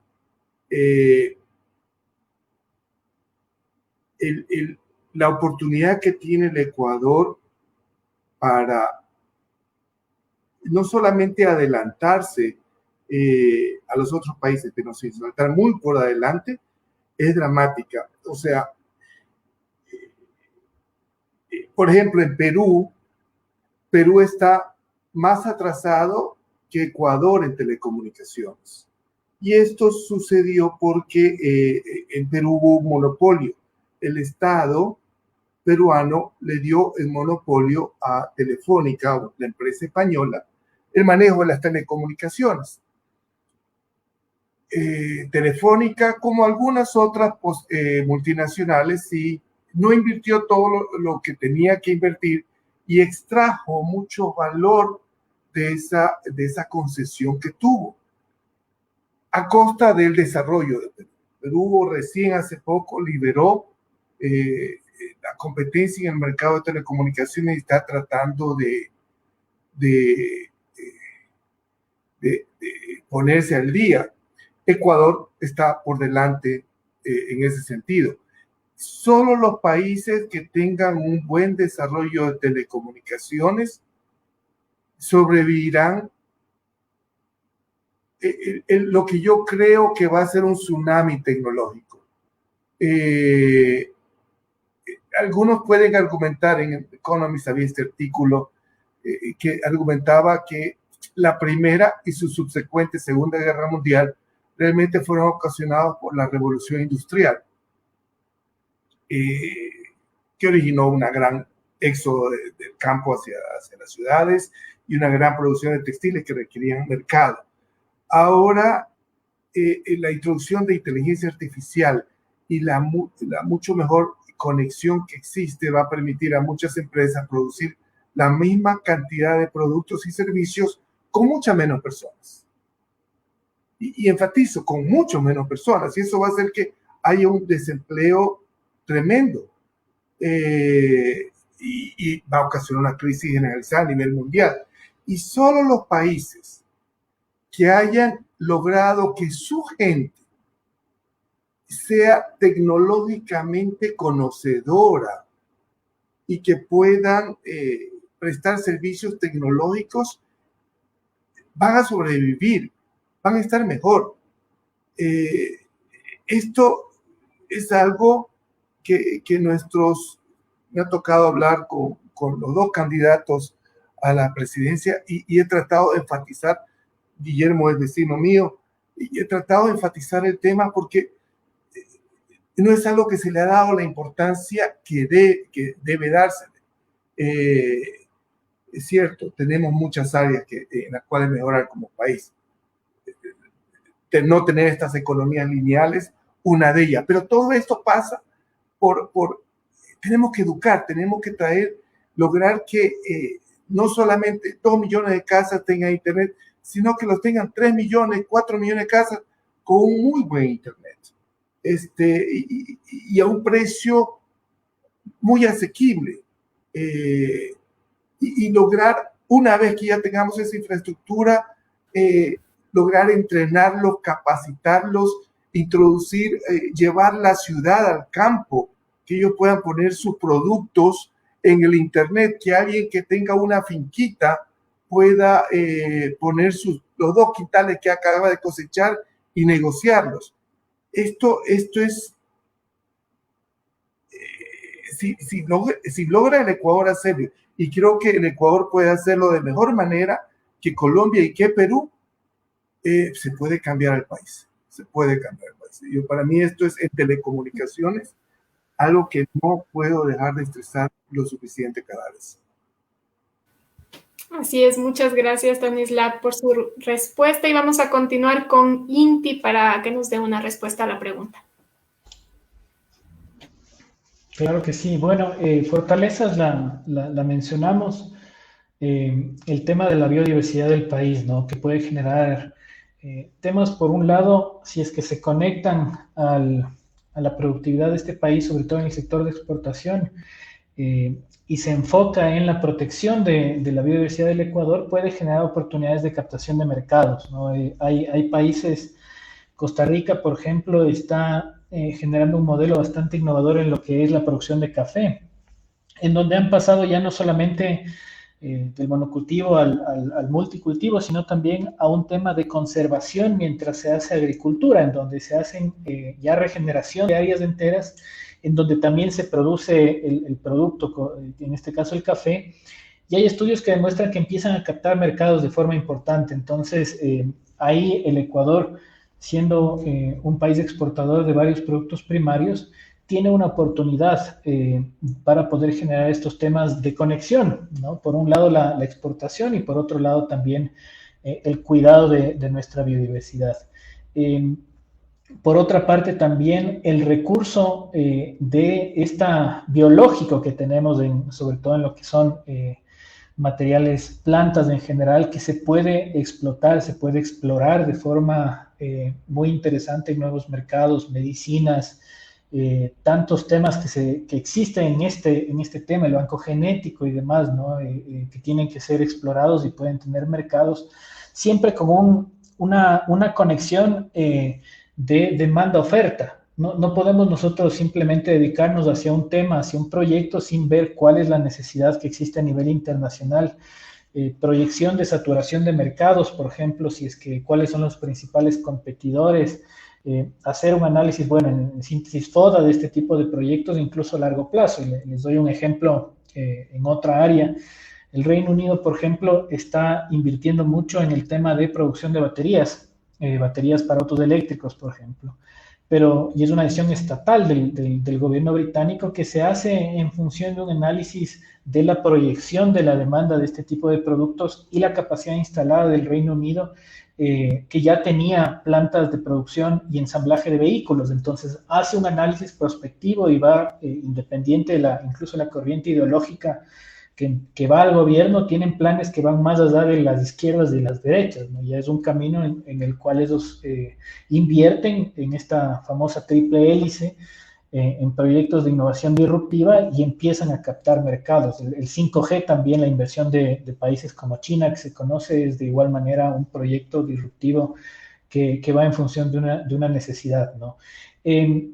Si es que nosotros ahora las amenazas en este sentido, en el potencial nuestro, en temas como sostenibilidad, economía circular, es que los países vecinos lo hagan más rápido que nosotros, ¿no? El Ecuador no es el único país que es parte de la región más biodiversa, sino que también tenemos vecinos como Colombia que ya empiezan a entender estas lógicas y empiezan a subirse en temas muy importantes a nivel internacional, foros y demás, y están tratando de captarlo. Entonces, una amenaza es que el Ecuador no lo haga de forma, no sé si la palabra correcta es acelerada, pero de forma estratégica y lo haga más lento que otros países y se pierda esa oportunidad, ¿no? En temas de debilidad, yo creo que hay mucho por hacer en temas de alianzas público-privadas en el país. Trabajos de incentivos tributarios pueden darse. Un ejemplo en Reino Unido, todo lo que es desarrollo tecnológico en etapa temprana, el capital semilla de todo el Reino Unido se dio producto de una ley que se llama el Seed Enterprise Investment Scheme, que lo que hacía es que los inversionistas ángeles puedan tener incentivos tributarios en función de la inversión en empresas como Ictium, como mi empresa que tiene sede en Reino Unido, donde nosotros levantamos 1 millón de libras de esterlinas, producto de esta oportunidad. Acá en el Ecuador, temas de inversión en lo que es desarrollo tecnológico e innovación es bajo, ¿no? Entonces hay que buscar estas estrategias de conexión público-privadas para que puedan habilitar proyectos de innovación tecnológica, proyectos de sostenibilidad, proyectos ambientales, proyectos en general de la mejora continua que toda sociedad necesita en su matriz productiva. Así es, muchas gracias, Inti, por su respuesta y vamos a terminar con Santiago para que nos pueda ayudar con una respuesta a la pregunta planteada. Buenas noches. Bueno, yo quiero basarme en lo que es las fortalezas, ¿no? La fortaleza que tenemos es que el recurso lo tenemos dentro de nuestras aguas jurisdiccionales. Simplemente lo que tenemos que hacer es aprovechar, ¿sí? Y como oportunidad, como ya lo había expresado en mis conclusiones, el Ecuador tiene, valga la redundancia, la oportunidad de cumplir con los compromisos internacionales relacionados con los objetivos 2030, con las acciones a favor del planeta y la sostenibilidad. Y aprovechar este recurso como una gran con una gran visión a futuro de obtener esta energía que es sostenible, sustentable y es energía limpia y que puede reemplazar a los combustibles fósiles. Y de esta manera, los recursos que el Estado gasta en generar energía eléctrica a través del combustible fósil, se los invierta en otro tipo de proyectos que pueden beneficiar al país y a su gente. Muchas gracias. Muchas gracias, Santiago, por su respuesta y bueno, el tiempo es demasiado corto, pero agradecemos a todos los conferencistas y a todos los participantes por el tiempo brindado a este 10º módulo del curso Ecuador y el Mar, la mirada hacia lo propio.